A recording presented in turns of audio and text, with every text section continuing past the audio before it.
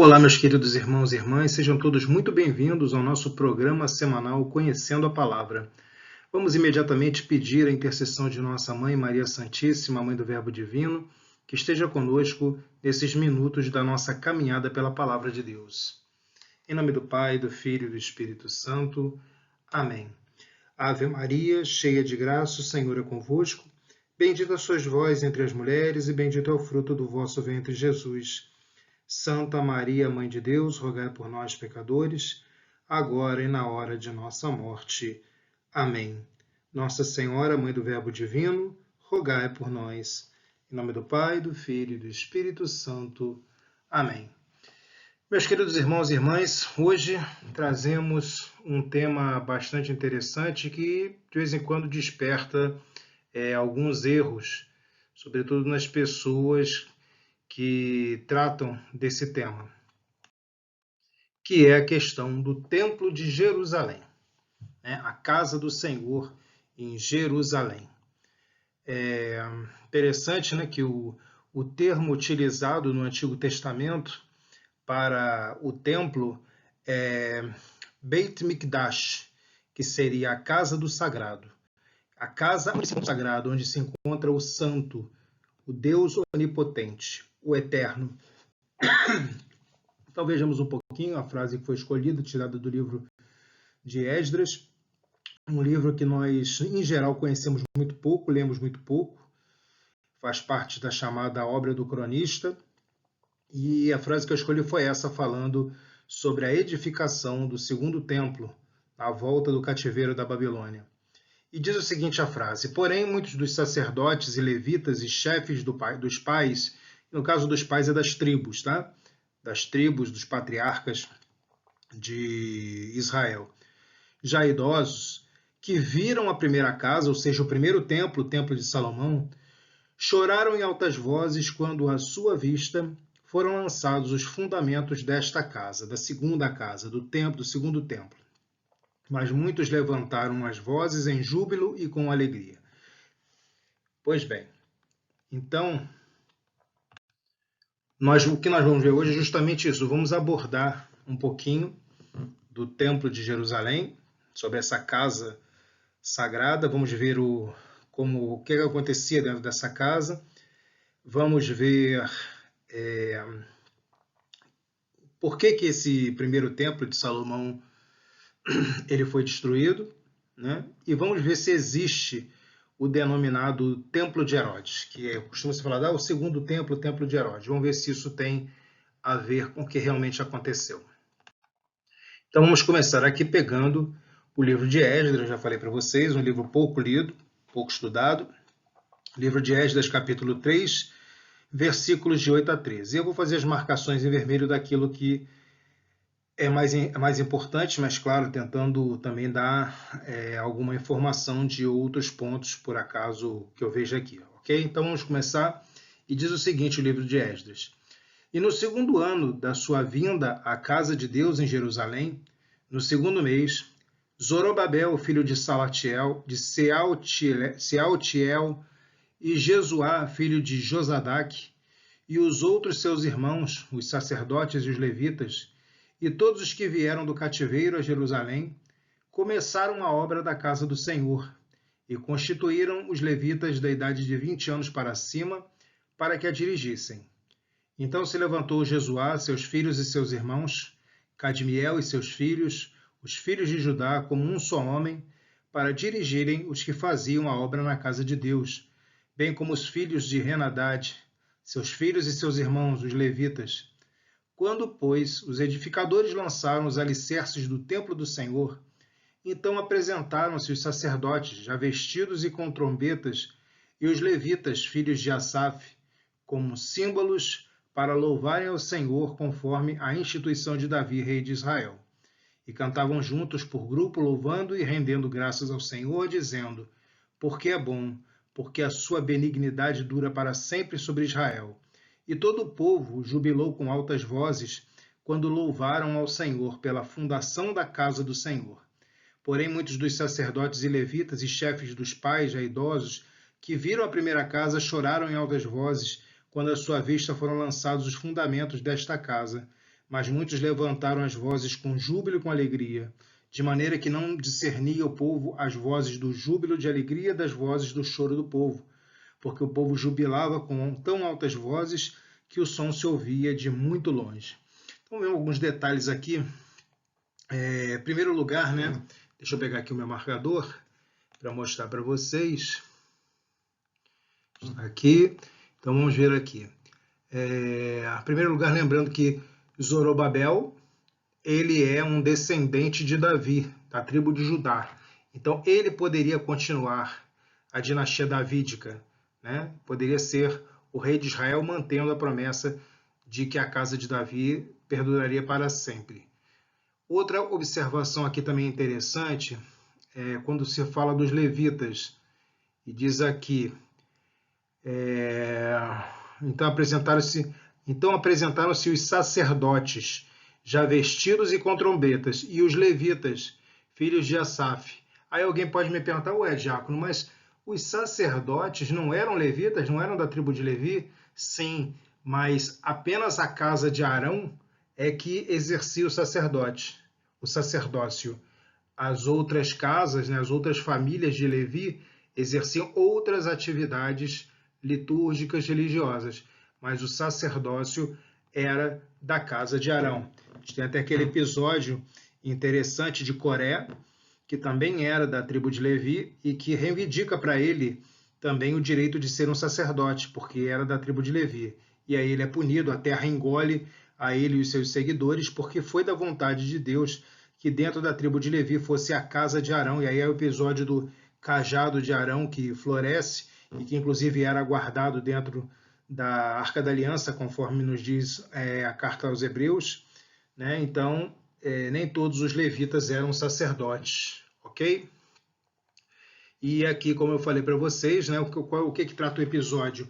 O templo de Salomão havia sido destruído, eles foram para o cativeiro, e quando eles voltam da Babilônia e eles vão reedificar a cidade de Jerusalém, isso comporta na reedificação do templo, da cidade e da muralha que protegia.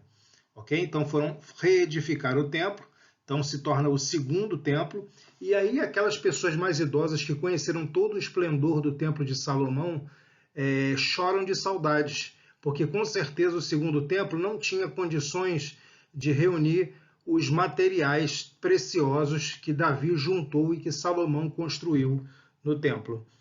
Então eles choram de saudade pelo esplendor do que foi o templo de Salomão. Ok? Bom, deixa eu tirar aqui o ponteiro. Também antes que eu esqueça, vocês vão ver talvez um facho de luz descendo aqui pelo meu lado direito. É um problema aqui na minha lâmpada, né? E foi o melhor que eu pude fazer. Tive que colocar até a câmera um pouco de lado, porque senão ia ficar em cima de mim. Então, vocês me perdoem isso, mas realmente não tem como tirar. Já tentei aqui de várias vezes. Então vamos seguir porque não nos atrapalha em nada. Depois nós temos aqui em Esdras 5, 1 a 2, dizendo: e os profetas Ageu e Zacarias são os dois profetas que pregam, né, nesse período de retorno da Babilônia. Zacarias, filho de Ido, profetizaram aos judeus que estavam em Judá e em Jerusalém. Em nome do Deus de Israel, eles profetizaram. Então se levantaram Zorobabel, filho de Sealtiel, e Jesuá, filho de Josadaque, e começaram a edificar a casa de Deus que está em Jerusalém. E com eles os profetas de Deus que os ajudavam. Então, os profetas estavam ali dizendo que era da vontade do Senhor que a casa fosse reerguida, e eles seguiam, né, essa obra de reconstrução. Então, Tatenai, aí estamos em Esdras 6, 13 a 18. Então, Tatenai, o governador da além do rio, Setar-Bozenai e os seus companheiros, assim fizeram diligentemente conforme ao que decretara o rei Dario, rei da Pérsia. E os anciãos dos judeus iam edificando e prosperando pela profecia do profeta Ageu e de Zacarias, filho de Ido, e edificaram e terminaram a obra conforme ao mandado do Deus de Israel e conforme ao decreto de Ciro e Dario e de Artaxerxes, rei da Pérsia. Então, reis que estavam dominando o povo judeu. E acabou-se esta casa, ou seja, o segundo templo, no terceiro dia do mês de Adar, no 6º ano do reinado do rei Dario, e os filhos de Israel, os sacerdotes, os levitas e o restante dos filhos do cativeiro, fizeram a dedicação desta casa de Deus com alegria. Então fizeram a dedicação, dedicaram ao sagrado a casa de Deus. E ofereceram para a dedicação desta casa de Deus 100 novilhos, 200 carneiros, 400 cordeiros e 12 cabritos por expiação do pecado de todo Israel, segundo o número das tribos de Israel. E puseram os sacerdotes nas suas turmas e os levitas nas suas divisões, para o ministério de Deus em Jerusalém, conforme ao que está escrito no livro de Moisés. E aí, cabe aqui uma pergunta para vocês. O que garantia a presença de Deus no Templo de Salomão, como a gente vai ver mais para frente, era a Shekinah, a glória de Deus presente na tampa da Arca da Aliança, a presença de Deus ali, né, o chamado propiciatório, a tampa da Arca da Aliança. Ali Deus estava presente. A Arca da Aliança foi levada pelos babilônios numa teoria mais aceita e provavelmente lá ela foi derretida, né, o ouro todo dela foi derretido, então se perdeu a arca.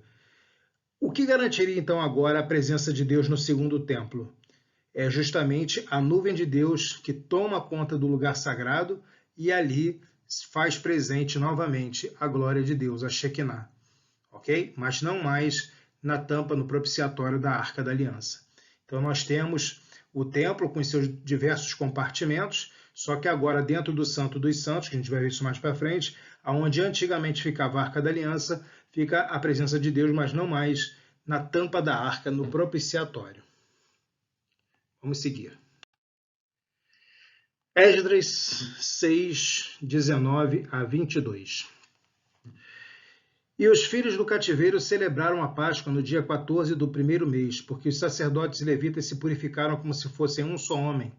Todos estavam limpos e mataram o cordeiro da Páscoa para todos os filhos do cativeiro e para seus irmãos, os sacerdotes, e para si mesmos. Assim comeram a Páscoa os filhos de Israel, que tinham voltado do cativeiro, com todos os que com eles se apartaram da imundície dos gentios da terra, para buscarem o Senhor Deus de Israel. E celebraram a festa dos pães ázimos por 7 dias com alegria. A festa dos ázimos ela era celebrada muito próxima da festa da Páscoa. Tá? Eram questões de poucos dias entre uma e a outra. Porque o Senhor os tinha alegrado e tinha mudado o coração do rei da Síria a favor deles, para lhes fortalecer as mãos na obra da casa de Deus. Ok? Então, a obra da casa de Deus, né, o Deus de Israel, é o templo de Jerusalém. Ok? Isso aqui eu estou mostrando só para vocês os textos que tratam da edificação do segundo templo. Quem quiser saber sobre, no caso aqui, o primeiro templo de Salomão, vai ter que pegar ali no primeiro livro dos reis, que é o que trata do reinado de Salomão. Aí no início do primeiro livro dos reis vai ter falando tudo sobre a construção do templo. E quem quiser saber o material que foi utilizado, pega o final do segundo livro de Samuel, que vai mostrar o reino de Davi e vai mostrar Davi adquirindo esse material que veio de diversos lugares ali do mundo conhecido na época, o que havia de melhor para a edificação do templo. Bom, aqui eu destaco para vocês, né, o primeiro templo, o templo de Salomão, destaco para vocês algumas coisas. Esse aqui é o prédio principal do templo, né, sendo que aqui dentro tinha o chamado lugar santo, e lá no fundo o Santo dos Santos, separado por uma cortina, um véu, ok? Enquanto que no tabernáculo, no deserto, era uma tenda separada por um véu, aqui nós temos várias portas e temos um véu que separa o lugar santo do Santo dos Santos. Esse aqui é o chamado pátio dos israelitas, ou pátio dos sacerdotes, né? E aqui nós temos, por exemplo, mostrando aqui era o altar do holocausto, onde eles queimavam os animais que eram oferecidos em sacrifício. Aqui tinham as bacias, né, de purificação dos objetos que eram utilizados para o culto, e esse aqui era o chamado mar de bronze, que era a água onde os sacerdotes lavavam as mãos e os pés para poder entrar no lugar sagrado, o lugar santo, que era aqui dentro. Ok? O segundo templo, chamado Templo de Zorobabel, mas pouca gente sabe disso, era um templo mais simples, até porque com a reconstrução o povo não teve todo o tempo, nem a questão política, o poder político que Davi teve para juntar grandes materiais. Eles estavam voltando do cativeiro, estavam vivendo uma terra inóspita, então é claro que não havia material para fazer um templo tão grandioso, né, que ostentasse tanto quanto o primeiro templo, o Templo de Salomão. Mas, na verdade, o segundo templo que houve em Israel não foi construído por Herodes. Aí é um grande erro. As pessoas, quando falam templo de Herodes, o segundo templo, está errado. É porque, na época de Jesus, esse templo era conhecido como o Templo de Herodes. Ok? Mas quem construiu o segundo templo foi Zorobabel, herdeiro de Davi, quando eles voltaram do cativeiro da Babilônia. Depois nós temos o que, entre aspas, seria o terceiro templo, que na verdade foi uma ampliação, uma obra de ampliação, para que coubessem mais pessoas que fossem a Jerusalém adorar o Deus eterno. Ok? Na verdade, o que os judeus chamam de terceiro templo é o templo que eles esperam reconstruir. Eles esperam poder encontrar a Arca da Aliança e reconstruir o seu templo. Esse seria o terceiro templo. Mas a gente bota aqui entre aspas, porque já que alguns chamam o templo como o Templo de Herodes e consideram que essa obra de ampliação seria um novo templo, então esse teria que ter sido o terceiro templo. Mas, na verdade, essa terminologia está errada. É o segundo templo, que é o de Zorobabel, que sofreu uma obra de ampliação por Herodes, que era ali o rei da Palestina, o rei de Judá naquela época, ok? O rei de Israel naquela época. Aqui é interessante nessa foto nós vermos, né, como era amplo aqui fora. Esse aqui fora era conhecido como o Pátio dos Gentios.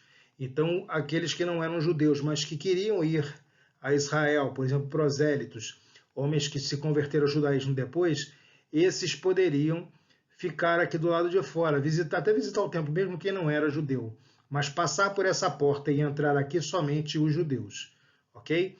Essa parte daqui a gente vai ver depois um outro esquema melhor, chamado Pátio das Mulheres. As mulheres judias podiam vir até aqui, mas passar nessa última porta aqui para cá, somente os homens israelitas. Aí aqui estava o pátio dos israelitas, os homens, e o pátio dos sacerdotes. E aqui o edifício do santo, né? Lugar santo, separado por um véu aqui atrás, o Santo dos Santos. Depois a gente vai ver essas câmeras aqui, cada uma tem uma finalidade. Essas 4 câmeras que tem esses quadrados aqui, ó, os cubos, um aqui, um aqui, um aqui, um aqui, a gente vai ver o que eles serviam. Bom, aí vem essa pergunta: por que o templo, desculpe, por que o templo foi destruído pelos babilônios se Deus estava dentro dele? Essa é uma questão muito interessante, porque o povo judeu acreditava que enquanto houvessem herdeiros de Davi, né, a garantia da dinastia davídica, enquanto Deus estivesse presente no propiciatório da arca, dentro do Santo dos Santos, jamais Jerusalém cairia. Então eles começaram a fazer o que eles quisessem, idolatrias, não respeitavam a lei, não faziam caridade, pecavam contra Deus e contra a lei constantemente, achando que bastava ter Deus presente dentro do templo, que eles estariam salvos. E esse foi um engano, é a falsa segurança, né? É como se nós hoje, por exemplo, achássemos que porque nós temos Jesus dentro do sacrário, nós podemos fazer o que nós bem quisermos, sem nenhum tipo de coerência cristã, sem prática de caridade, sem amor, sem vida sacramental. Tá? Não é assim que as coisas funcionam. E esse foi o grande erro que levou Judá a cair sobre o poder dos babilônios. Bom, aqui é o seguinte, eu botei vimos aqui, né? Mas, na verdade, no segundo livro das Crônicas, Deus se cansou de tanta infidelidade. E após ter dado diversas chances do povo se voltar para o seu Senhor, e tendo enviado tantos profetas antes do cativeiro, quais são os profetas? Isaías, Jeremias, Baruque, Oséias, Amós, tantos profetas que foram enviados. Não restou remédio senão Deus abandonar Israel e o templo de Salomão. Mas como se deu esse abandono que nem o segundo livro dos reis e nem o segundo livro das crônicas trataram? É interessante, simplesmente Deus abandonou e Israel e Judá caiu. Mas os livros bíblicos não falam como teria sido esse abandono, né? Pois bem, é no livro do profeta Ezequiel, que é um profeta que vai pregar já no cativeiro, ok? mas ele é levado em espírito a Jerusalém para ver a situação que Jerusalém vivia. Ele vai na primeira leva, foram duas levas. A primeira foram levados os homens ricos, os nobres, e os homens estudados, os sábios de Israel. E ele era um sacerdote, então Ezequiel é levado para a Babilônia na primeira leva. Depois vai uma segunda leva com o restante do povo que estava lá, né? Mas ele é levado em espírito para ver como é que estava vivendo Jerusalém um pouco antes da queda definitiva. Então, no livro do profeta Ezequiel, vamos encontrar implícito o relato. Vamos ver um comentário que existe na internet, o site eu deixo aqui embaixo para quem quiser conferir, ok? De um autor chamado Del Fersenfeld Jr., que trata sobre essa passagem de Ezequiel. E o título do texto dele, do artigo dele, é Quando Deus retira sua glória, ou seja, quando Deus retirou a glória dele de Jerusalém. Quando Deus abandonou o santuário, quando ele abandonou o templo e foi embora da cidade e deixou o povo desguarnecido. Vamos lá. Deixa eu tirar aqui o ponteiro para não ficar atrapalhando. Os cativos, isso aqui é tudo texto desse autor anterior que eu falei para vocês, tá? O Del. Os cativos como Ezequiel esperavam por alguma notícia de avivamento espiritual lá da sua amada terra natal. Então alguns já estavam na Babilônia e ficavam esperando alguma notícia de avivamento espiritual, que o povo se emendasse para, de repente, não haver uma queda definitiva. Quem sabe Jerusalém ainda seria poupada, porém nenhuma notícia de avivamento chegou aos seus ouvidos. Pelo contrário, as Escrituras nos dizem o seguinte. Então, segundo o livro das Crônicas 36, 14 a 16, diz o seguinte. Também todos os chefes dos sacerdotes e o povo aumentavam mais e mais as transgressões, segundo todas as abominações dos gentios, e contaminaram a casa que o Senhor tinha santificado em Jerusalém, ou seja, colocaram idolatria dentro do templo. O Senhor, Deus de seus pais, começando de madrugada, falou-lhes por intermédio dos seus mensageiros, porque se compadecera do seu povo e da sua própria morada. Ou seja, falou de madrugada aqui no sentido de que muito cedo Deus começou a falar por meio dos profetas.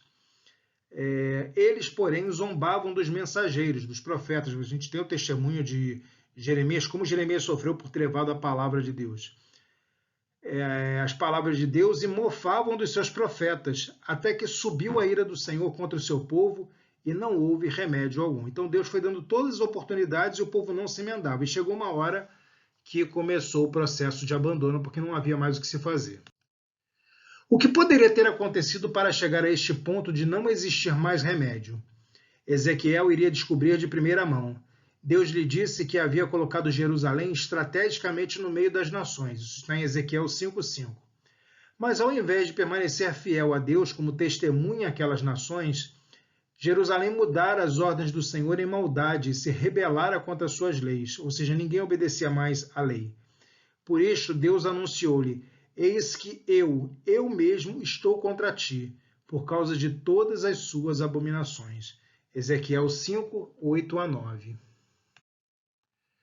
O Espírito de Deus então levantou Ezequiel e o transportou a Jerusalém, ao templo. Aqui é entendido no sentido espiritual, ok? O profeta testificou que a glória de Deus, a Shekinah, ainda estava lá. Então, em Ezequiel 8,4, a Shekinah ainda está presente na tampa da Arca da Aliança, no propiciatório. Mas ficou chocado ao ver o que mais estava naquele lugar sagrado. Então, dentro do templo, apesar de haver a presença da Arca da Aliança, ou seja, a presença do Deus vivo, do Deus eterno, o que mais foi encontrado? Primeiro, Ezequiel viu ali um ídolo pagão babilônico, chamado Imagem de Ciúmes. É um ídolo pagão babilônico. A porta do altar. Então, na entrada do altar havia um ídolo da Babilônia. Depois o Eterno cavou um buraco na parede do santuário para deixar Ezequiel ver dentro da casa de Deus, ou seja, lá dentro do lugar santo. Isso está em Ezequiel 8,7. Quando o profeta entrou, viu os ídolos da casa de Israel, o reino do norte. Isso a gente vai ver numa outra oportunidade, que o reino do norte começou a se corromper, chamado reino da Samaria, que na verdade era a capital, mas ficou conhecido como Samaria ou reino de Israel, né?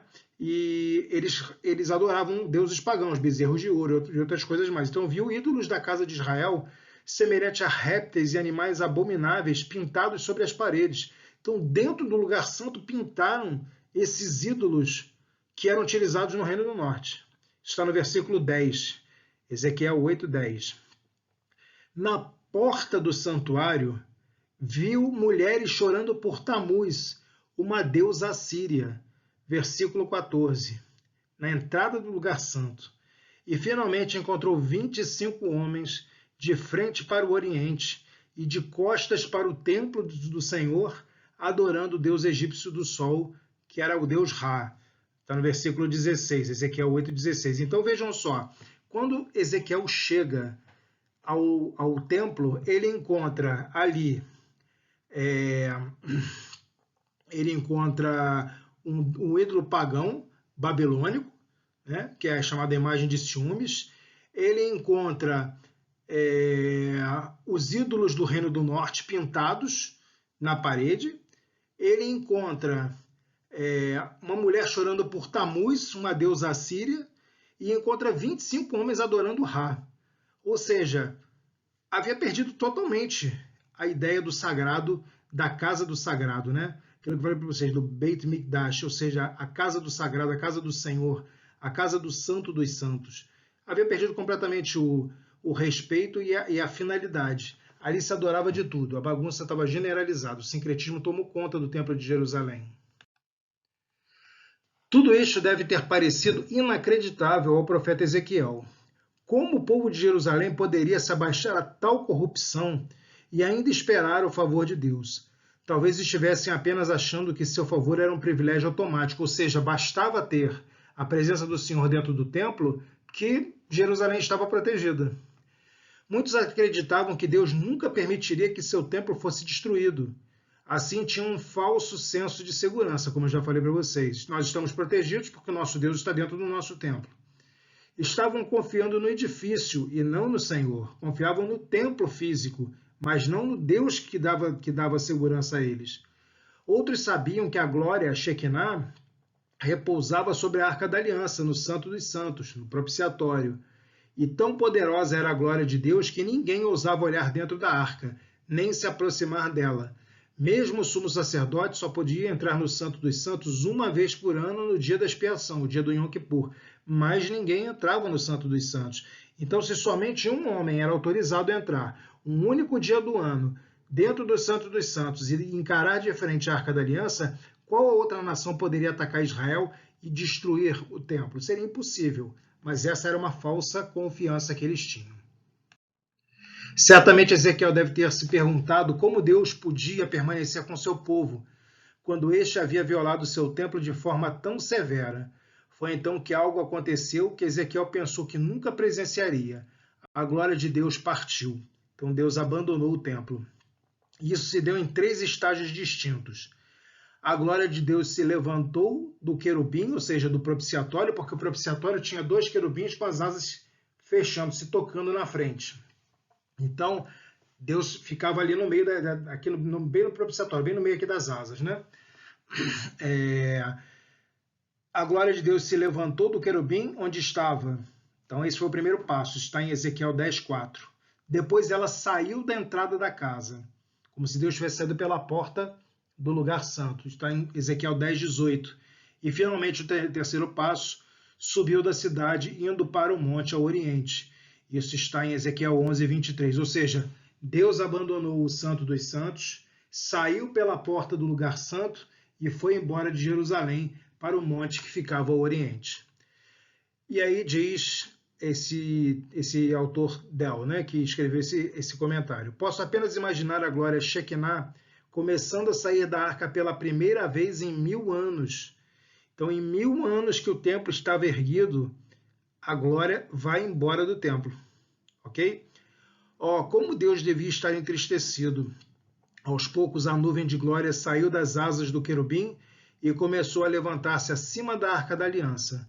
Mais e mais alta subia, até que a nuvem encheu o átrio exterior, e depois começou a se afastar do templo, deixando-o vazio, escuro e sem vida. Então, muito triste essa cena. Ninguém notou que Deus foi embora. Isso é o que mais nos faz admirar. Poxa, se nós chegássemos nas nossas igrejas e encontrássemos todo dia o sacrário aberto e vazio, luz apagada, nós íamos perguntar o que está acontecendo. Já nos causa um certo assombro, uma certa dor, uma certa tristeza quando chegamos na Sexta-feira Santa e encontramos nossos sacrários vazios. Então imaginem que Jesus nos abandonasse. É mais ou menos isso que teria acontecido. Aos poucos e com pesar, Deus foi embora de Jerusalém e ninguém notou, com exceção de Ezequiel.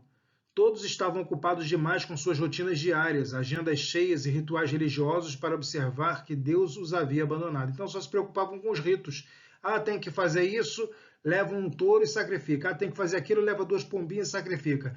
Precisa fazer isso, leva um cordeiro e imola o cordeiro. Então cumpriam os rituais, mas ninguém adorava a Deus.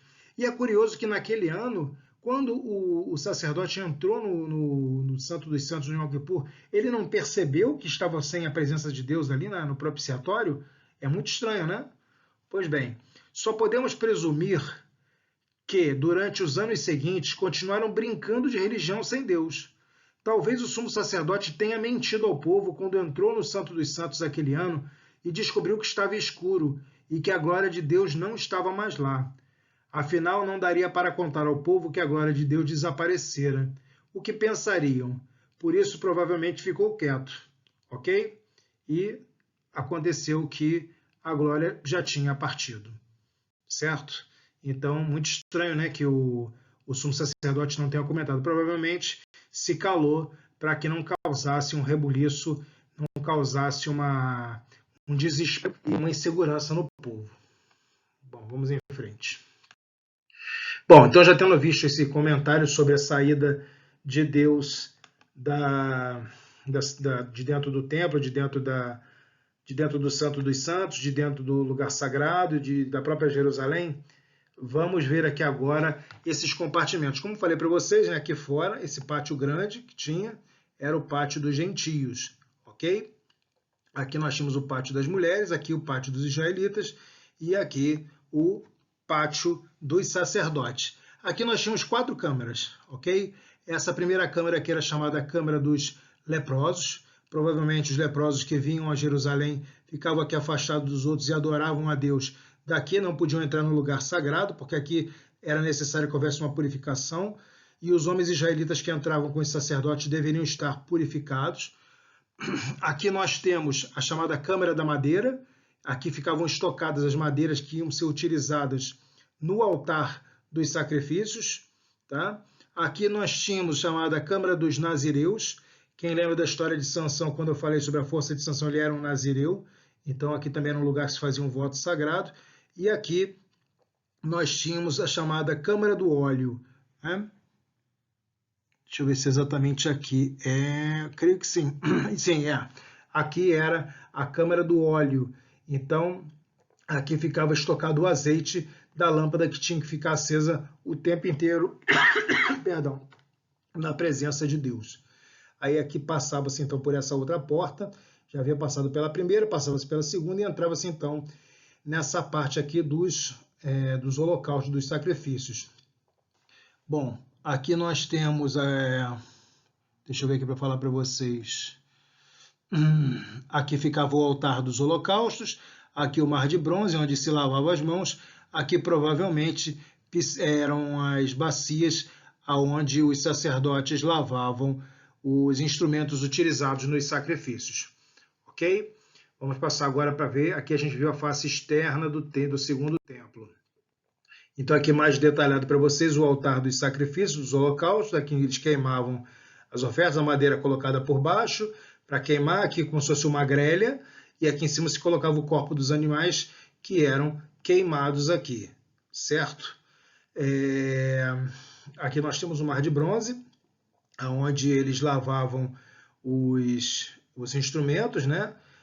Salvo engano, alguns entendem também que alguns desses animais que eram queimados aqui também eram lavados aqui, para serem colocados aqui dentro.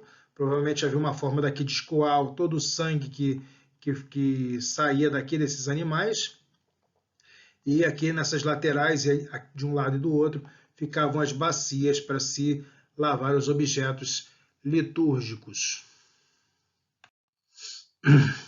Bom, aqui é a parte interna do lugar santo, aquele prédio grande que a gente viu.